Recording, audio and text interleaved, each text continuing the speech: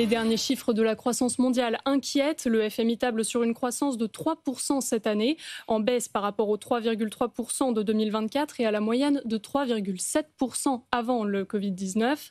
Une situation, Éline Lefaou, en partie due à la faiblesse de l'investissement des entreprises. Effectivement, les chiffres ne sont pas très rassurants. L'investissement net dans les pays de l'OCDE est passé de 2,5% avant la crise financière de 2008 à 1,6%.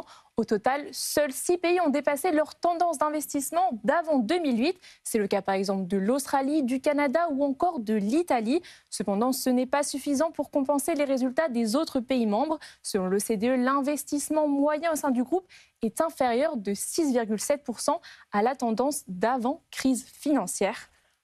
Comment est-ce qu'on explique ce phénomène ? Eh bien, sans grande surprise, l'incertitude politique y a un rôle fondamental, notamment avec les dernières mesures douanières de Donald Trump. Même si le FMI a revu à la hausse ses prévisions de croissance mondiale, après avoir jugé que la guerre commerciale n'aurait pas un si grand impact. D'après l'OCDE, ce contexte mondial pousse les entreprises à ne pas prendre de décisions en matière de dépenses. Une incertitude qui pourrait tout de même réduire l'investissement d'1,4% d'ici la fin de l'année. Bien sûr, ce n'est pas le seul facteur qui explique cette baisse. La rémunération des actionnaires peut aussi jouer un rôle. En effet, certaines entreprises vont préférer augmenter les dividendes plutôt que d'entreprendre ce qu'on appelle des investissements marginaux rentables. C'est notamment le cas dans le secteur britannique de l'eau.